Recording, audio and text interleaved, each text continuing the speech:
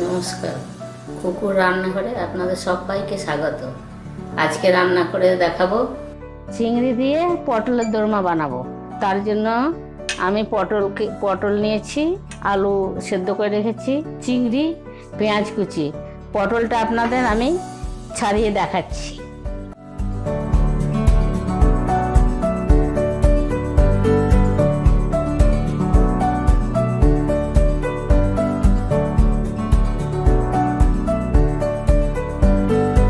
দুই সাইডটা কেটে দেব।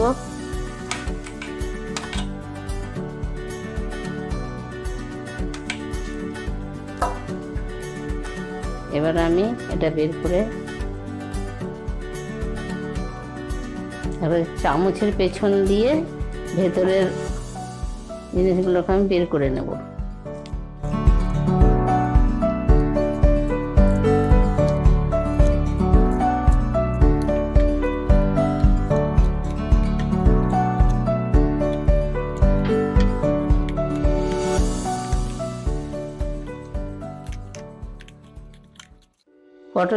পটলের ভেতর থেকে বীজগুলোকে আমি সব বের করে নিয়েছি। এরকম হয়ে গেছে ভেতরটা। এইভাবে আমি সব পটলগুলো করলাম। এইগুলো আমি পুর দেবো, এগুলো আমি ফেলে নিই। পটলের পুর বানানোর জন্য আমি পটলের ভেতরে বীজগুলোকে গ্রাইন্ডারে পেস্ট করব।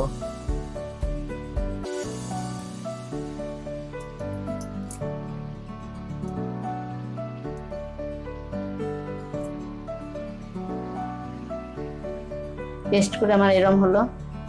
এবার এটাকে আমি তেলে ভাজবো সব উপকরণ দিয়ে। প্যানে তেল দিয়েছি, আমি পটলের পুরটা বানাবো। তেলটা গরম হয়ে গেছে আমার। এবার আমি দিয়ে দিচ্ছি লঙ্কা কুচি,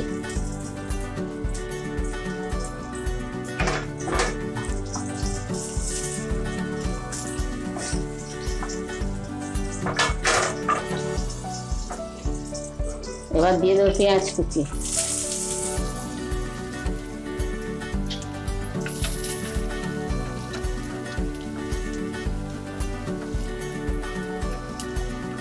পেঁয়াজটা একটু ভাজা ভাজা হয়ে গেলে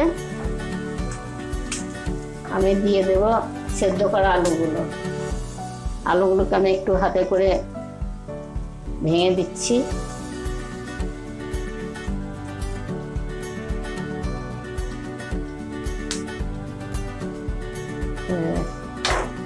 পেঁয়াজটা আমার লাল লাল ভাজা হয়ে যাবে, তখন আমি এটা দেব।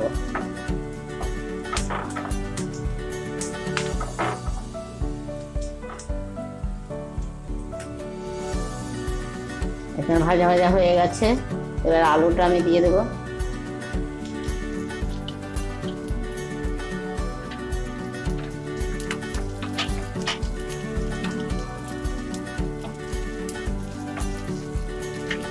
আমি একটু আঁচটা একটু কমিয়ে দিলাম সিমে করে, যাতে পুরোটা নাড়িয়ে আমি ঠিক করে ভেজে নিতে পারি সমানভাবে। আমি পটলের পেস্টটা দিয়ে দিচ্ছি।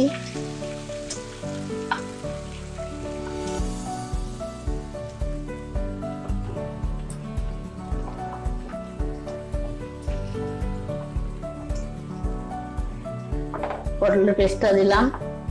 এটা আগে দিলে ভালো হতো, আমি পরে দিলাম। আগে দিয়ে ভেজে নিলে সুন্দর হতো, পরে দিলেও হবে, এটা আমি পরেই দিলাম। আমি একটু বাড়িয়ে দেবো আঁচটা। স্বাদ মতো নুন দেবো আমি।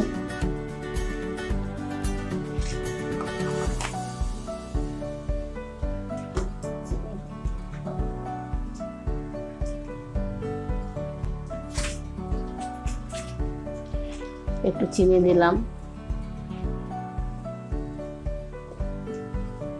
আমি একটু ভাজা মশলার গুঁড়ো দিচ্ছি। একসঙ্গে ভেজে আমি গুঁড়ো করে রেখেছি। জিরে, ধনে, শুকনো লঙ্কা গুঁড়ো একটা কৌটোর মধ্যে আমি ভেজে রেখেছি গুঁড়ো করে, সেটা একটু দিলাম, সুন্দর টেস্ট হবে।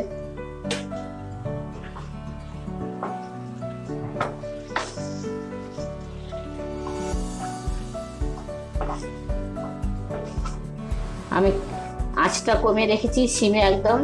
এবার আমি চিংড়ি মাছগুলো দিয়ে দেবো।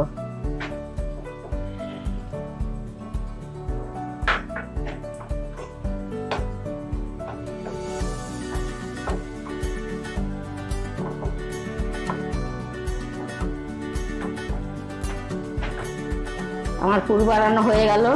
ঠান্ডা হলে আমি পটলের ভেতরে ঢুকিয়ে দেখাচ্ছি আপনাদের। এটা ঠান্ডা হয়ে গেছে, এবার আমি ভরে দেখাচ্ছি আপনাদের।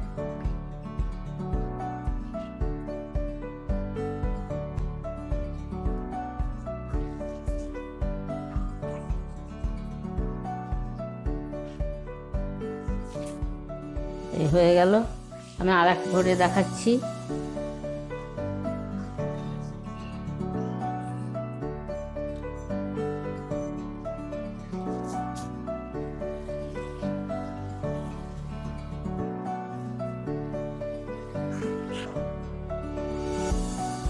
এইভাবে আমি সবগুলো বানিয়ে রাখলাম। এবার আপনাদের তেলে ভেজে দেখাবো। তেল আমার গরম হয়ে গেছে।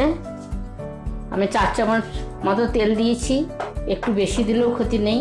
আমি ডোবা তেলে ভাজবো না, তো কম তেলেই ভাজবো। এপিট ওপিট করে দিয়ে দিলাম।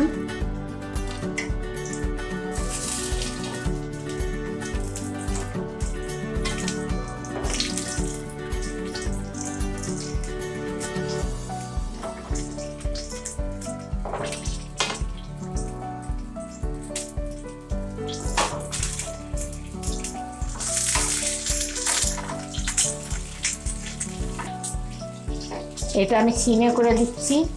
এটা আস্তে আস্তে ভাজবো। আমি এটা ঢাকা দিয়ে রাখলাম, মাঝে মাঝে নাড়িয়ে দেব। এবারে আমি উল্টে দেবো, উল্টে পাল্টে ভাজতে হবে। এটা এক পিঠ হয়ে গেছে আমার, আমি আর এক পিঠ ভাজবো। এরকম করে চারিদিককে ভেজে নিতে হবে। আর বেরিয়ে গেছে, বেরিয়ে যাওয়ার কোনো ক্ষতি নেই। পরে আবার আমি ভাজানো ভেজে দেওয়ার পর ঢুকিয়ে দেবো মশলাগুলো। অনেকটা বেশি করে ঢুকানো হয়েছিল তো, তার জন্য বেরিয়ে গেছে। এটা চিংড়ি না খেলে আলু সেদ্ধ ভরেই করতে পারেন, কিংবা যারা নিরামিষ পেঁয়াজও খান না তারা পনির দিয়েও করতে পারেন। আমি আবার ঢাকা দিয়ে কিছুক্ষণ রাখবো। এখনো লাল লাল হয়নি ভাজা। পটলগুলো যেমন ভাজে তেমনি রং আসবে, তখন আমি নামাবো। আমি ফিরে এলাম, ঢাকনা খুলে আমি মাঝে মাঝে দিচ্ছি নাড়িয়ে। এইরকম হয়েছে, প্রায় হয়ে গেছে ভাজা।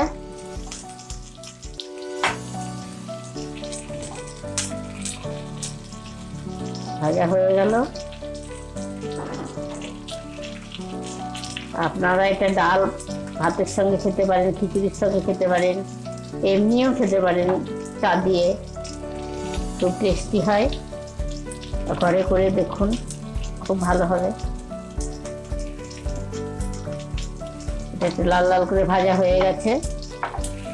এই পিঠ পিঠ করে সিমে সিমে দিয়ে দিয়ে ভাজলাম তখন থেকে।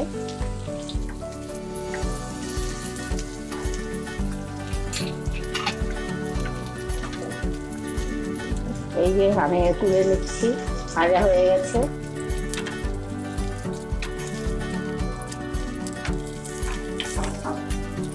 এই হয়ে গেল আমার চিংড়ি দিয়ে পটলের দোরমা।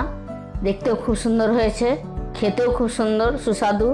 আপনারা নিজে ঘরে বানিয়ে খান, খেতে খুব সুন্দর। আর দেখতে থাকুন খুকুর রান্নাঘর। লাইক করুন, শেয়ার করুন, সাবস্ক্রাইব করুন।